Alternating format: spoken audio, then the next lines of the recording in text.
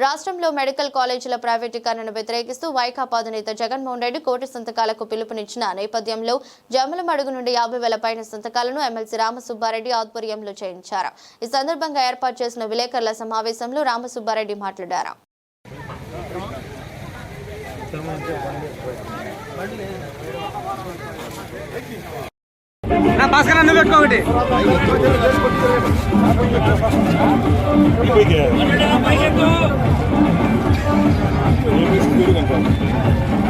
రమణ పైకి ఎత్తాను.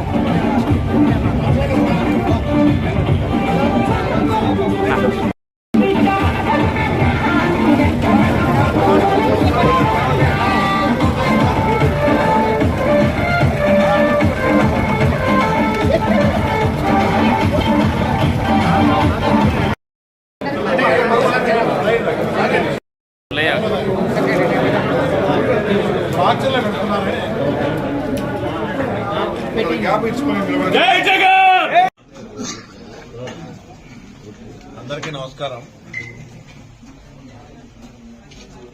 ఈరోజు రాష్ట్ర వ్యాప్తంగా కూడా కూటమి ప్రభుత్వం ఏదైతే ప్రభుత్వ మెడికల్ కాలేజెస్ గత ప్రభుత్వంలో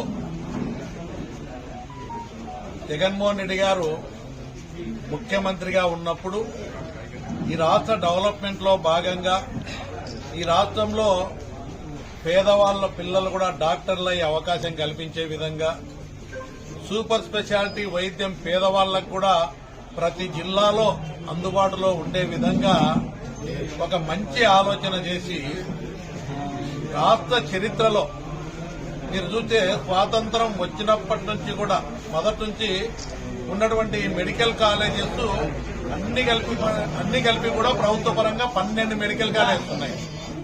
కానీ జగన్మోహన్ రెడ్డి గారు ముఖ్యమంత్రిగా ఉన్న 5 సంవత్సరాల్లో కరోనా కష్టకాలం 2 సంవత్సరాలు ఉన్నప్పటికీ ప్రజలు ఆరోగ్యపరంగా ఇబ్బంది పడకుండా కరోనా కష్టకాలంలో కూడా ప్రజలను ఆదుకున్న విధానం కూడా జగన్మోహన్ రెడ్డి గారు దేశానికే ఒక ఆదర్శంగా ఉండి ఇతర రాష్ట్రాలు కూడా కరోనా కష్టకాలంలో ఆంధ్రప్రదేశ్ రాష్ట్రం జగన్మోహన్ రెడ్డి గారు ఏ విధంగా కార్యక్రమాలు చేస్తా ఉన్నారు, ప్రజలు ఇబ్బంది పడకుండా ఉండే విధంగానే మిగతా రాష్ట్రాలు కూడా తెలుసుకునే వాళ్ళు అనుసరించే విధానం. అదేవిధంగా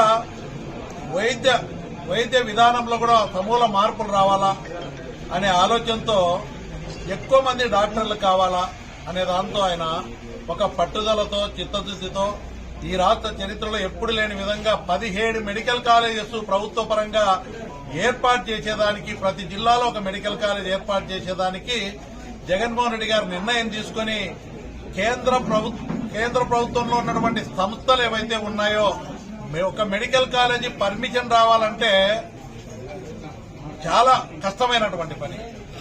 అలాంటి పనిని ఒకటి కాదు 2 కాదు 17 మెడికల్ కాలేజ్ తీసుకొచ్చారు. అవినీతి గురించి ఇక్కడున్న ఎమ్మెల్యే ఎక్కువ మాట్లాడుతూ ఉంటాడు. చిత్రావతి నగర్ ₹1 కోటి అమ్మేసినాడు. పెన్నా నది ఒక అన్నకి ఇచ్చేసినాడు. ఫ్లైయాజ్ ఒకటి తీసుకున్నారు. ఎవరిని వ్యాపారం చేయనిచ్చేది లేదు. దోపిడీ తప్ప వాళ్ళకు ప్రజల గురించి పట్టించుకునే పాపాన పోలే. ఈరోజు ఆదినాడు వచ్చి ఏదేదో చెప్తాడు, ఏదో జగన్మోహన్ రెడ్డి దోపిడీ చేసినాడు. నీవు నీ కుటుంబం దోపిడీ ఏరు కూడా అమ్మేస్తున్నారు ₹1 కోటి. రైతులు ఇబ్బంది పడుతున్నారు పల్లెల్లో. అయ్యా మా పొలాలకు బోర్లు దెబ్బతింటాయి, ఇష్టానుసారంగా ఇసుకేతో తరలిస్తున్నారని చెప్పి ఫ్లైయాస్ వ్యాపారం చేసుకునేవాడిని ఒక్కరిని బతకనియట్లేదు. మొత్తం అంతా కూడా ట్రాన్స్పోర్టర్లను అందరినీ ఇబ్బంది పెట్టి సొమ్ము చేసుకునేది మీరు.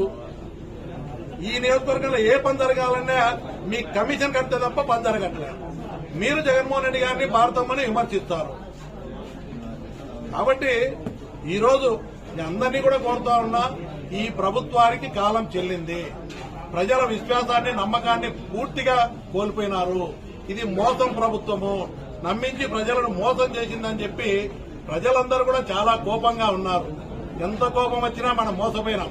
పార్టీకి అన్ని పథకాలు చెప్పి అన్ని మోసం చేసి ప్రజలను ఇస్తామని ఆశ పెట్టినా కూడా 40% ఓట్ బ్యాంక్ ఉన్నటువంటి ఏకైక పార్టీ దేశంలో ఈరోజు జగన్మోహన్ రెడ్డి గారి నాయకత్వంలో ఉంది. ఈరోజు ప్రజలు రైతుల కష్టాల్లో ఉన్నారు. ఏ ఒక్కరు కూడా లేరు. ఫీజు రియంబర్స్మెంట్ పిల్లలు చదువుకునేదానికి డబ్బులు కట్టచ్చు, లక్షల కోట్లు అప్పు చేస్తున్నారు. ఆరోగ్యశ్రీకి హాస్పిటల్లో పోతే అయ్యా గవర్నమెంట్ డబ్బు ఇవ్వట్లేదు, ఆరోగ్యశ్రీకి లక్షల డబ్బు కట్టించుకుంటున్నారు హాస్పిటల్లో. ఈ ఘనకార్యం ఎవరిది? కూటమి ప్రభుత్వాన్ని. ఎందుకంటే డబ్బులు ఇవ్వట్లేదు హాస్పిటళ్లకు, పేషెంట్లను వెనక్కి పంపిస్తున్నారు, లేకపోతే లక్షల డబ్బు కట్టి బిల్లులు చేసి నష్టపోతా ఉన్నారు. కాబట్టి ప్రభుత్వం తీసుకున్న నిర్ణయాన్ని, ఆ రోజు జగన్మోహన్ రెడ్డి గారు తీసుకొచ్చిన 17 మెడికల్ కాలేజీలను ప్రభుత్వ పరంగానే ప్రభుత్వ మెడికల్ కాలేజీలుగానే ఉంచాలని చెప్పి కూటమి ప్రభుత్వం తీసుకున్న నిర్ణయాన్ని ప్రైవేటు వాళ్ళకు అప్పచెప్పే నిర్ణయాన్ని, సొమ్ము చేసుకునే నిర్ణయాన్ని వెనక్కి తీసుకున్నంత వరకు ఈ ఉద్యమం కొనసాగుతుంది. జగన్మోహన్ రెడ్డి నాయకత్వంలో అన్ని పార్టీలు కూడా ఈ రోజు రాష్ట్రంలో ఈ నిర్ణయానికి మేధావులు అన్ని పార్టీలు కూడా వ్యతిరేకిస్తా ఉన్నాయి. కూటమి నాయకులు గారు మీరు తీసుకునే నిర్ణయం తప్పు, చంద్రబాబు నాయుడు గారు మీరు వెనక్కి తీసుకోమని ప్రతి మేధావి, ప్రతి పార్టీ అందరూ కూడా చెప్తున్నా కూడా